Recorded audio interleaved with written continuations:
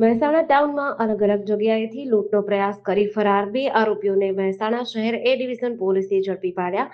મહેસાણા કાસબા વાઘરીવાસ બહુચર માતાજીના મંદિર પાસે તથા જન્નત ગ્રીન સોસાયટી પાછળ ફોકસ ગામ તરફ જતા રોડ ઉપર ચકલાઓને દાણા નાખતા હતા. તે વખતે આરોપી એક મહેબૂબ ઉર્ફે રજ્જુ આરબભાઈ સિંધી તથા બીજા નંબરે સુલતાન ઓળખે ડેરી હસનભાઈ સિંધી બંને મહેસાણાના રહેવાસીને ઝડપી પાડી એ ડિવિઝન પોલીસે આગળની કાર્યવાહી હાથ ધરી હતી. આરોપીઓ પાસેથી રોકડ રકમ ₹2000 તથા મોબાઈલ ફોન 3 તથા એક છરો અને એક એક્ટિવા 2 વ્હીલર કબજે કરી છે. આરોપીઓને એ ડિવિઝન અને બી ડિવિઝનમાંથી કુલ 13 થી વધુ ગુનાહિત ઇતિહાસ ધરાવે છે. તારીખ 7/6ના રોજ સાંજે 5:30 વાગે આસપાસ પોલીસને વર્દી મળેલી હતી કે 2 આરોપી મહેબૂબ સિંધી અને સુલતાન સિંધી તેઓ લૂંટ કરી અને ત્યાંથી ભાગેલા છે. જે બાબતે પોલીસે તપાસ કરતાં પ્રફુલ્લભાઈ રાયચંદભાઈ દેવી પૂજક તેઓની પાસેથી શાલીમાર સોસાયટી પાસેથી આ બંને ઇસમોએ તેઓને ધમકી આપી, છરો બતાવી અને 2000ની કિંમતનું તેઓની એક મોબાઈલની લૂંટ કરી અને ત્યાંથી ફરાર થયેલા હતા. ત્યારબાદ પોલીસ તેઓનો પીછો કરી રહી હતી. દરમિયાનમાં પોલીસને જાણવા મળેલું હતું કે ભરકાદેવી આઈસ્ક્રીમ પાર્લર પાસે એક કસ્ટમર પાસેથી આ બંને લોકોએ ₹500ની ફરીથી છરો બતાવી અને લૂંટ આચરેલી છે.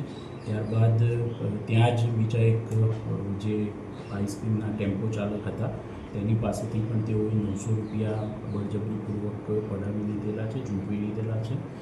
ત્યારબાદ એ જ દિવસે મહેશકુમાર દેવી પૂજક કે જેઓ એક પેટ્રોલ પંપ ઉપર પેટ્રોલ ભરાવવા માટે થઈને ત્યાં ગયેલા હતા.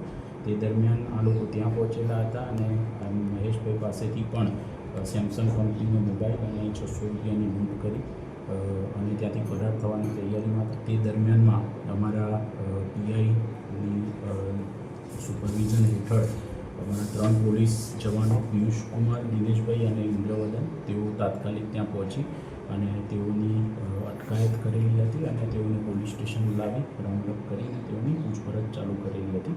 ત્યારબાદ આ 3 ફરિયાદીની પોલીસ દ્વારા ફરિયાદ દાખલ કરવામાં આવેલી છે અને આગળ રિમાન્ડ મેળવી આ લોકોને અત્યારે અરેસ્ટ કરી અને આગળની કાર્યવાહી કરવામાં આવી રહેલી છે. દરમિયાનમાં જાણવા મળ્યું હતું કે આ જે આરોપી છે રજ્જુ સિંધી કે તેનાએ તારીખ 5 જૂનના રોજ પણ ગંજ બજાર શાક માર્કેટમાં એક ચાવડા નીતિનભાઈ કરીને છે તેઓની સાથે તેઓની રિક્ષાની તોડફોડ કરી અને ₹5000ની તેઓની પાસેથી તેઓની રિક્ષાનું નુકસાન કરેલું હતું અને ત્યાં જાહેરમાં માથાકૂટ કરેલી હતી.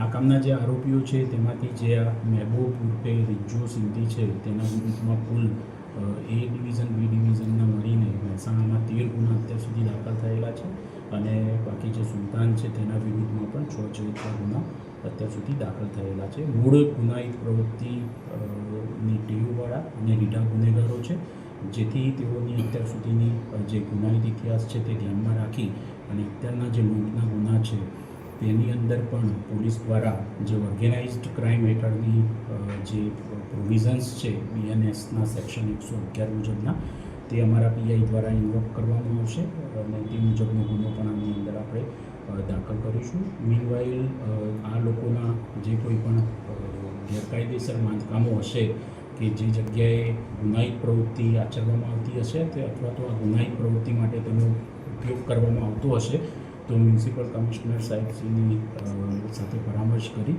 અને તેના પણ નિકાલ કરવાનું, તેનું ડિમોલિશન કરવાની કામગીરી પણ પોલીસ દ્વારા અત્યારે કરવામાં આવશે. અત્યારે પોલીસ દ્વારા જેટલા જગ્યાએ બનાવો બનેલા છે, લૂંટની ઘટનાઓ બનેલી છે તે અમારા પીઆઈ અને તેમના સ્ટાફ દ્વારા તે જગ્યાઓ ઉપર જઈને ઘટનાનું રિકન્સ્ટ્રક્શન પંચનામું કરવામાં આવેલું છે. GDC ન્યૂઝ સાથે ભાવિન ભાવસાર, મહેસાણા.